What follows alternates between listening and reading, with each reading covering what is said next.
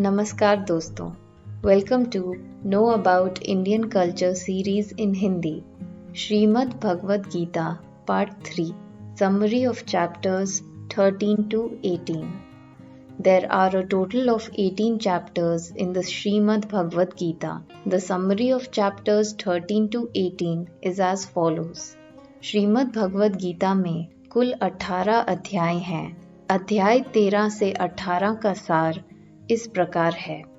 Chapter 13, क्षेत्र क्षेत्रज्ञ विभाग योग। One who understands the secrets of body, soul, divine and knowledge becomes free from the bonds of this world.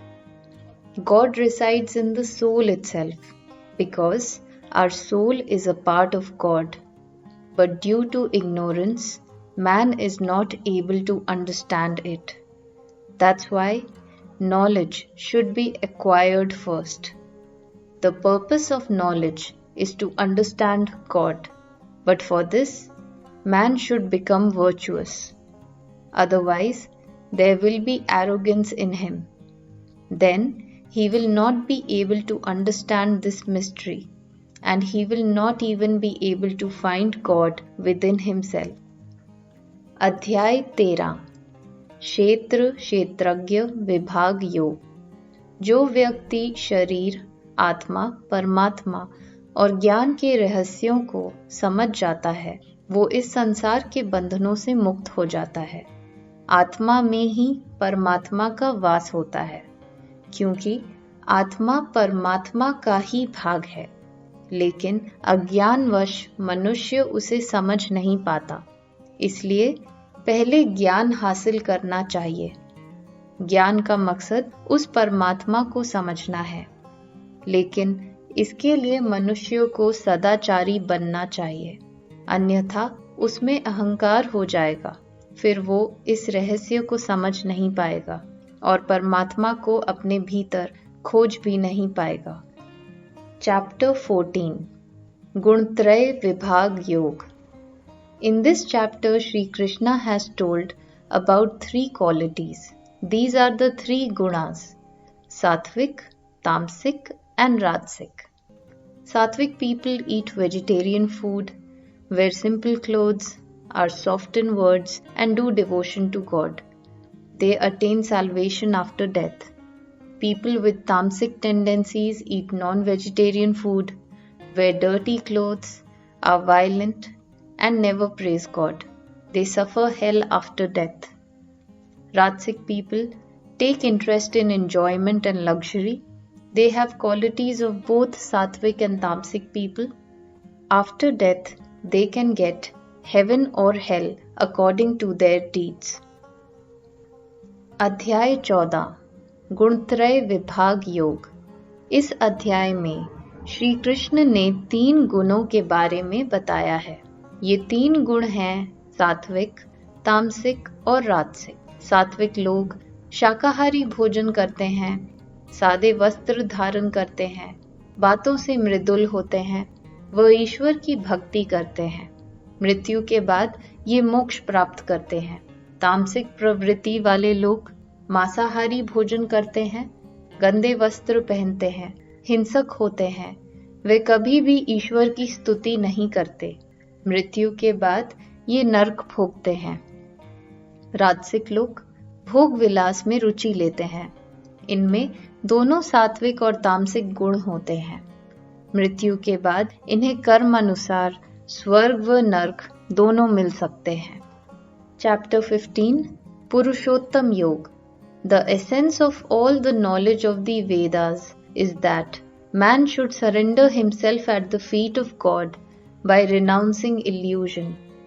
This is the biggest yoga. Due to illusion, man is unable to attain God because his mind starts loving money and other material things. This keeps him away from the path of realization of God. The best man is the one who renounces attachment and dedicates himself to the devotion of God. अध्याय 15, पुरुषोत्तम योग। वेदों के सारे ज्ञान का यही निचोड़ है कि मनुष्य को मोह माया का त्याग कर खुद को ईश्वर के चरणों में समर्पित कर देना चाहिए। यही सबसे बड़ा योग है। मोह माया के कारण मनुष्य ईश्वर को प्राप्त नहीं कर पाता है, क्योंकि उसका मन धन व अन्य भौतिक चीजों से प्रेम करने लगता है। इससे वो ईश्वर प्राप्ति के मार्ग से दूर हो जाता है। उत्तम पुरुष वही है जो मोह का त्याग करके खुद को ईश्वर की भक्ति में समर्पित कर दे। चैप्टर 16 देवासुर संपद विभाग योग। There are two types of instincts found in human beings, divine and demon instinct. Those with divine attitude have many good qualities like service, restraint, truthfulness, honesty, cleanliness, peace, etc. They are eligible for salvation.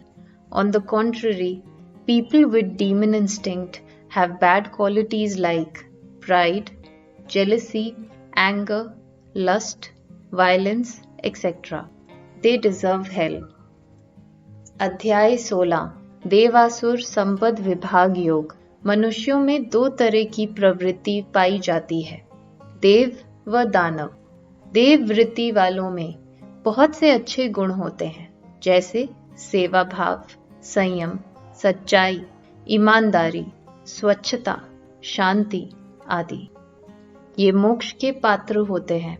इसके विपरीत दानव वृत्ति वाले लोगों में बुरे गुण होते हैं, जैसे घमंड, ईर्ष्या, क्रोध, काम वासना, हिंसा आदि। ये नरक के पात्र होते हैं। चैप्टर 17 श्रद्धात्रय विभाग योग।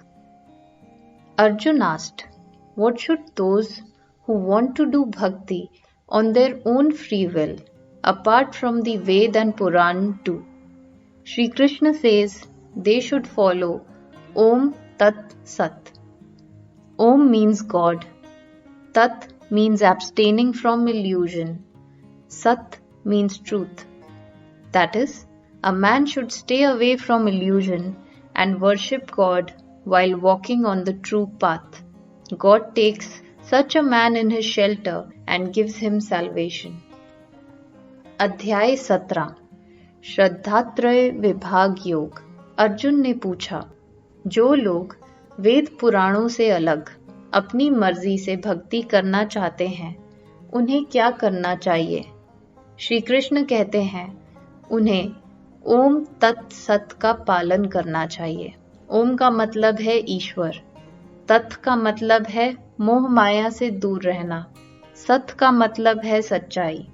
अर्थात मनुष्य को मोह माया से दूर होकर सच्चे मार्ग पर चलते हुए ईश्वर की भक्ति करते रहना चाहिए। ऐसे मनुष्य को ईश्वर अपनी शरण में ले लेते हैं और मोक्ष प्रदान करते हैं। चैप्टर 18 मोक्ष संन्यास योग। In this chapter, Lord Krishna explains to Arjun the path to salvation. He says that in order to attain salvation, a man should completely surrender to God by renouncing all attachment to things. Every action of our life should be dedicated to God only. One should love Him infinitely. One should have full faith in Him. He should be worshipped, and like a sannyasi, hermit, one should not be attached to anything. After living life in this way, man can attain salvation. In the end, Krishna tells Arjun that if he still does not want to fight, he can leave. But the rule of nature prevails. Someone or the other will fight instead. But till now, all the doubts of Arjun were over. He bows down to Lord Shri Krishna and gets ready for the war. अध्याय 18 मोक्ष संन्यास योग। इस अध्याय में भगवान कृष्ण अर्जुन को मोक्ष प्राप्ति के मार्ग के बारे में बताते हैं। वे कहते हैं कि मोक्ष प्राप्ति के लिए सब चीजों का मोह त्याग कर मनुष्य को पूरी तरह से ईश्वर को समर्पित हो जाना चाहिए। अपने जीवन के हर कर्म को भगवान को ही समर्पित कर देना चाहिए। उनसे अथाह प्रेम करना चाहिए।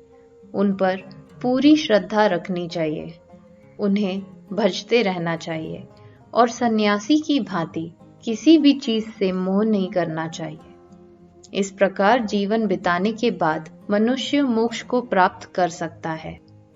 अंत में कृष्ण अर्जुन से कहते हैं कि अगर वो अब भी युद्ध नहीं करना चाहता है तो वहां से जा सकता है, लेकिन विधि का विधान हमेशा होकर रहता है, कोई ना कोई उसके बदले युद्ध कर ही लेगा। लेकिन अब तक अर्जुन का सारा संशय खत्म हो चुका था।